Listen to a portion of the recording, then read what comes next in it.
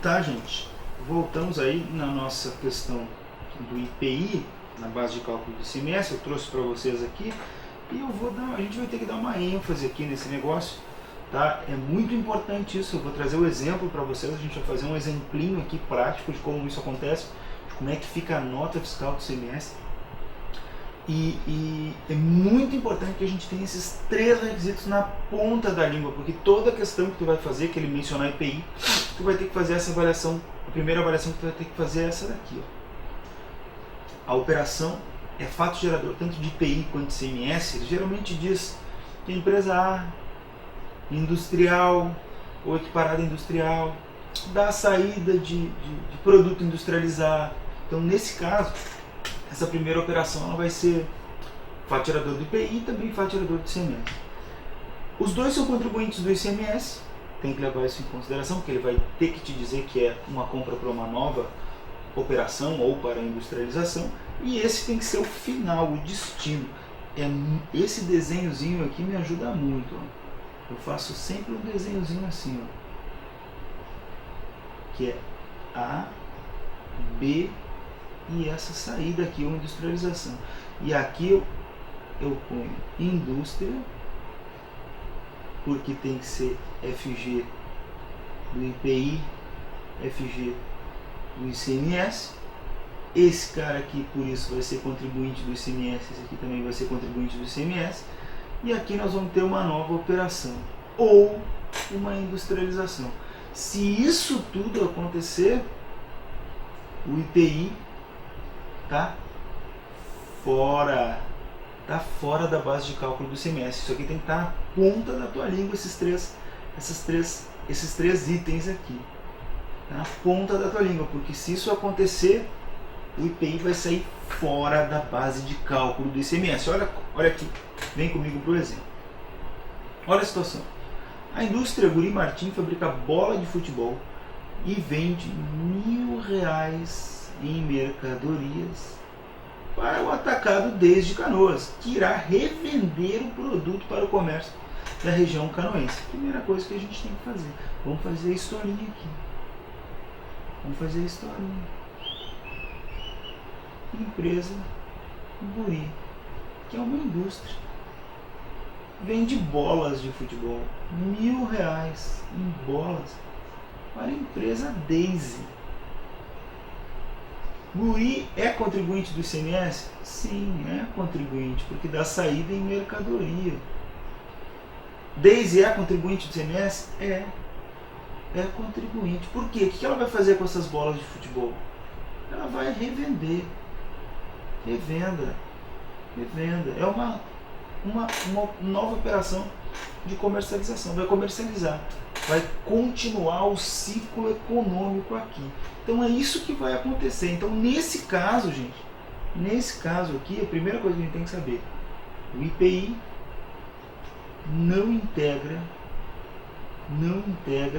a base de cálculo do ICMS. Vamos voltar lá.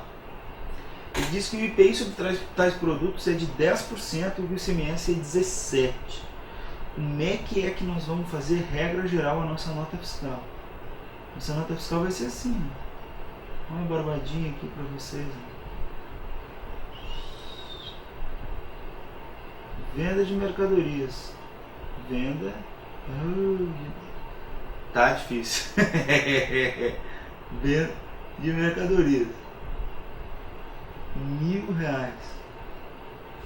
ICMS é 17%, né? Beleza. ICMS R$ 170. Esse aqui é o padrão normal. A gente não vai ter que se estressar muito em incluir por dentro, porque a ideia é que se aplique a alíquota pelo valor que ele te dá lá da operação. E aí nós temos IPI também, né, Diego? Temos IPI. Aí nós vamos ter aqui, ó, IPI, R$ 100, valor total da nota fiscal, R$ 1.100. A gente consegue ver que, regra geral, o IPI não está dentro da base de cálculo do ICMS, ele é cobrado sobre o valor total da operação. O valor total da operação é R$1.000, o ICMS está incluído nesses R$1.000. Essa é a ideia que o Constituinte e o legislador complementar na Lei 87 quis deixar bem claro para vocês. Por quê? Porque ele não quer que incida imposto sobre imposto quando delimitado, quando vai se ter uma nova operação de industrialização ou uma nova venda de mercadorias. Essa é a ideia do IPI não integrar a base de cálculo do ICMS nesse caso. Beleza? Olha ali o que eu disse para vocês. Valor total de 1.100, sendo R$100 de IPI, 170 de ICMS destacado na nota fiscal, já por dentro ali do valor daqueles R$1.000. Essa é a ideia do IPI não fazer parte da base de cálculo do ICMS. Mas pode acontecer da gente não preencher os requisitos, né? Então, a regra geral, nós não vamos entrar em cálculo por dentro, né? A regra geral que eu tenho visto aqui em questão de concurso é simplesmente incluir ali o valor do IPI dentro da nota fiscal, ou seja, a operação é R$80.000, olha aqui, esse aqui é o valor da operação, é como se tivesse vendido mercadorias para consumo, por exemplo. Vamos fazer aqui o exemplinho, aqui. A empresa A é uma indústria, vende para a empresa B para consumo, para uso ou consumo. O que acontece nesse caso aqui? Não é insumo, é só consumo, tá? A empresa A vende R$80.000, tem uma alíquota de 25% de IPI, ou seja, 20%. Aqui não tem outra saída aqui, ó. Não há outra saída. E essa mercadoria não vai ser utilizada no processo produtivo de B. Então, eu tenho uma venda de 80 mil, eu tenho um IPI de R$20.000, eu vou somar tudo. Eu vou usar como base para o meu ICMS R$100.000. Se a alíquota for 18%, o ICMS vai ser R$18.000, valor total da nota R$100.000. É isso que nós vamos ter aqui nesse caso. Na vida real não é bem assim. A inclusão do ICMS e do IPI por dentro é um pouco mais complexa, tem uma outra forma. Mas eu não vejo isso caindo em concurso. Então eu nunca vi, gente, tá? Nunca vi mesmo. Agora, se vocês tiverem alguma questão, tiverem dúvidas sobre isso, me mandem e-mail lá, a gente pode resolver isso depois, né? Se vocês acharem uma questão, se a gente, com o passar do tempo, assim, sair um concurso, se a gente achar uma questão sobre isso, a gente pode até resolver, eu faço um vídeo e resolvo para vocês, mas não vejo questões sobre isso. O máximo que eu vejo é essa apresentação que eu trouxe para vocês. A gente inclui o IPI na base de cálculo lá da operação e embute o ICMS ali, aplica a alíquota em cima daquela base. Quando se preenche aqueles 3 requisitos que a gente falou antes, no início agora da aula, a gente simplesmente retira o IPI por fora, aplica o ICMS sobre o valor da operação e depois ao final lá soma o IPI no valor da operação. Tá, gente? Não tem muito mistério em relação a isso. Esse é o padrão que nós temos que levar para a prova. Tranquilo? Beleza? Então tá. Então vamos entrar agora no parágrafo 4º do artigo 13, que é muito importante para nós. A base de cálculo do imposto parágrafo 4º do seguinte, ó. Na saída de mercadoria para estabelecimento localizado em outro estado, pertencente ao mesmo titular, a base de cálculo do imposto O que está acontecendo aqui? Nós temos um estabelecimento, uma empresa, tem filial em 2 estados da federação. Tem uma filial aqui no estado do Rio Grande do Sul e uma filial em São Paulo, por exemplo. Quando isso acontece, essa saída de mercadoria, ela tem uma base de cálculo específica que a legislação te diz qual é. Olha só qual é a base de cálculo do ICMS nesse caso. Mais comum, ó, o valor correspondente à entrada mais recente da mercadoria. O valor correspondente à entrada mais recente da mercadoria. Ou seja, se eu tenho uma empresa aqui no estado do Rio Grande do Sul e compro uma mercadoria para revender por R$1.200, envio essa mercadoria para a minha filial de São Paulo, a base de cálculo dessa saída vai ser R$ 1.200, o valor correspondente à entrada mais recente da mercadoria. Se não tiver isso, o custo da mercadoria produzida, assim entendida a soma do custo da matéria-prima, material secundário, mão de obra e acondicionamento, ou seja, ele quer que tu faça a transferência da mercadoria para um outro estabelecimento pelo valor que custa efetivamente para aquela empresa. Essa é a ideia, que não faz tanto sentido aí que aconteça a saída com um valor agregado nesse caso, né? Então aqui nesse caso é o valor de custo. E tratando-se de mercadoria não industrializada, na última hipótese lá no inciso 3, o preço corrente no mercado atacadista do estabelecimento remetente. Tá? Mercadoria não industrializada, seu preço corrente no mercado atacadista do estabelecimento remetente. É mais uma questão de literalidade, o que é mais cobrado aqui é literalidade, e esse inciso 1 aqui é importante a gente saber o que pode acontecer deles te cobrarem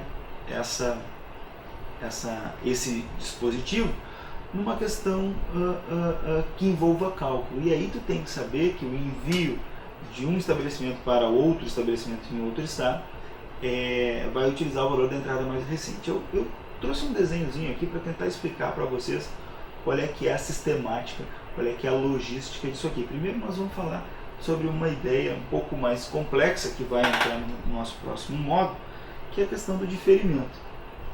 Por que a questão do diferimento?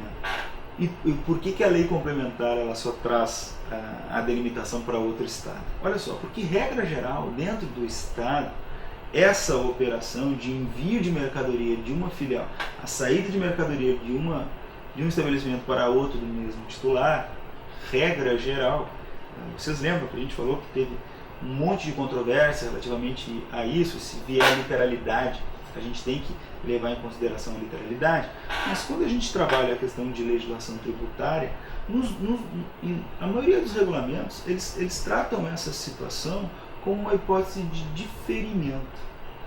O que é o diferimento?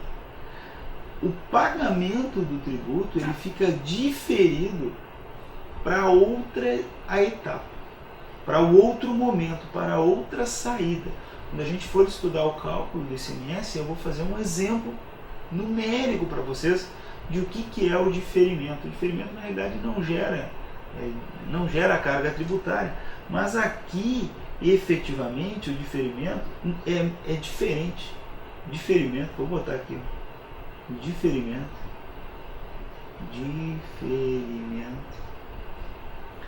é muito diferente da não incidência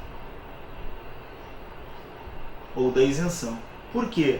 Porque quando Daisy de Canoas, que é uma matriz que está localizada no estado do Rio Grande do Sul, envia mercadorias para Daisy de Canoas, filial limitada, que também está no Rio Grande do Sul, acontece nesse momento aqui, ó, o fato gerador do ICMS. Só que no diferimento, o pagamento do imposto fica diferido para a próxima etapa. No próximo aqui, ó, quando sair a mercadoria, nesse momento aqui, aí nós vamos pagar o ICMS. Aí nós vamos pagar todo o ICMS da cadeia nesse outro momento. Fica diferido o pagamento dessa situação aqui para essa situação aqui. Mas em face do regime de compensação do imposto, a carga tributária vai ser só a carga tributária sobre o valor que for agregado aqui. Então, dentro do mesmo estado, há efetivamente aí o diferimento nessa situação, tá? O que é diferente, é um pouquinho diferente do que acontece quando a gente manda para outro estado da federação. Quando a gente manda para outro estado da federação, não tem diferimento nenhum. É normal, vai ter alíquota interestadual e tudo mais. Então, para não existir tanta perda de arrecadação para aquele estado originário, não há diferimento. O que há aqui é uma base de cálculo. A base de cálculo, um valor da última entrada. Da última entrada. Ou seja, eu comprei mercadorias aqui, ó, por R$1.000, para ficar fácil, né? Eu comprei mercadorias por R$1.000. Desde Canoas aqui se creditou isso aí a gente vai ver depois, se o ICMS for 18%, de R$ 180. Quando ele envia essa mercadoria para um outro estado, na realidade, vai ter que incidir o ICMS para o estado do Rio Grande do Sul não perder muita mercadoria. Porque se houvesse diferimento aqui, olha gente, se houvesse diferimento, não houvesse pagamento, a próxima operação vai se dar em São Paulo. E aí todo o imposto vai ficar para a SP. Se houvesse diferimento na operação interestadual, o Estado do Rio Grande do Sul ia dar R$ 180 de crédito para a empresa desde Canoas, e desde Canoas ia pagar esse imposto na próxima operação para o Estado de São Paulo. Então, nesse caso aqui, não tem diferimento, tem efetiva incidência do ICMS, e aí vai incidir o ICMS sobre os R$ 1.000 da última entrada, com 12%, que é uma operação interestadual. Então, nós vamos ter pelo menos aqui R$ 120 para o Estado do Rio Grande do Sul. Essa é a ideia, é para impedir que haja aí uma concentração e uma perda grande para os estados que têm empresas que enviam mercadorias para os seus estabelecimentos de outros estados. Então, não sei se ficou claro aqui, quando a gente começar a trabalhar a questão de crédito e débito, a gente volta nessa matéria para vocês começarem a entender. Porque numa operação normal, desde Canoas, se creditaria de R$ 180 e na próxima operação faria uma venda e pagaria o imposto. Diminuiria o que ela se creditou, incluiria o valor, a somada de valor agregado, e pagaria o imposto ao Estado do Rio Grande do Sul. Se houvesse uma transferência dessa mercadoria para um outro estabelecimento de desde Canoas no Estado do Rio Grande do Sul, sobre o abrigo de diferimento, não faria muito problema, porque a próxima saída também seria dentro do Estado do Rio Grande do Sul. Então se compensaria internamente esse envio de mercadorias, e na próxima operação se faria a tributação dentro do Estado do Rio Grande do Sul. Agora, quando isso se dá entre empresas de estados distintos, a próxima operação vai ser lá em São Paulo. E aí isso oneraria muito o Estado do Rio Grande do Sul, que geraria o crédito só para a empresa e não teria a contrapartida respectiva na próxima operação. Por isso que no envio de mercadorias para o mesmo estabelecimento em outro estado, há efetivamente uma incidência, e aí aqui a gente vai ter que ter uma base de cálculo específica, e essa base de cálculo específica é relativa à última entrada de mercadoria, para minimizar o efetivo prejuízo aí do estado que está à origem do envio das mercadorias. Tranquilo, gente? É um pouco complexo isso, tá? Mas nós vamos entrar com isso, vamos falar com calma sobre isso aí, quando a gente for falar de crédito e débito de imposto no próximo módulo. Tranquilo? Deu para entender? Depois a gente retorna esta lâmina. Beleza? O parágrafo 5º do artigo 13º, outra situação muito importante, tá? Em operação e prestação interestadual entre estabelecimentos, e aqui olha só, já mudou, é contribuinte diferente. É contribuinte diferente. Contribuinte diferente. Caso haja reajuste do valor depois da remessa ou da prestação, a diferença fica sujeita ao imposto aonde? No estabelecimento do remetente ou do prestador. Então o que aconteceu aqui? Eu tenho um valor de mercadoria, e esse meu valor de mercadoria eu trato ele em dólar, vamos pensar assim. É o exemplo que eu trouxe para vocês do dólar, olha só que legal. Desde Canoas mandou mercadorias, vendeu mercadorias para Martim Pianista Limitada para consumo. Mandou lá R$12.000. O dólar a R$4. Na realidade, essa mercadoria aqui dele era $3.000. Foi o que ele disse lá para Martim Pianista Limitada. Martim Pianista efetivamente falou: não, toca bala, vamos comprar, me manda. E ele mandou, só que ele disse: olha, se aumentar o dólar aqui, eu vou aumentar o valor da mercadoria. Então aumentou o dólar, vamos supor, para R$5, e o valor aumentou para 15.000. O que é que desde Canoas tem que fazer? Tem que fazer uma nota fiscal complementar, com um valor a mais. Então aumentou o valor, ele tem que aumentar, tem que emitir uma outra nota fiscal do valor que falta, de 3.000, e destacar o ICMS. Isso é muito tranquilo, sem estresse, não tem nenhum problema aqui nesse dispositivo, tá? Finalizando aí, nós vamos fazer mais 2 artigos ainda que nós temos que tratar para finalizar a Lei Complementar 87. Vamos falar sobre o artigo 16. A gente já falou sobre essa questão. O que acontece? Regra geral, agora nós estamos falando de prestação, tá, gente? O artigo 16 fala de base de cálculo nas prestações, tá? Regra geral, na prestação, quando eu tenho o preço determinado, a base de cálculo, regra geral. Vamos lá. Regra geral. A base de cálculo é o valor da prestação, né? Não é? Se eu tenho uma prestação de 100 dinheiros, regra geral, a base de cálculo do ICMS é 100 dinheiros. Agora, se não existir, olha ali, ó, não tem um preço determinado, pode acontecer? Pode, não tem um preço determinado. Qual é que é a base de cálculo? É o valor corrente do serviço no local da prestação. Uma fiscalização para lá um caminhão que está prestando serviço de entrega de mercadoria, por exemplo, e não tem nota fiscal. Esse caminhão pegou a mercadoria no estado do Rio Grande do Sul e ia levando para o Paraná, foi parado em Santa Catarina. Não tem nota fiscal? Não tem nota fiscal. A fiscalização para ele em Santa Catarina.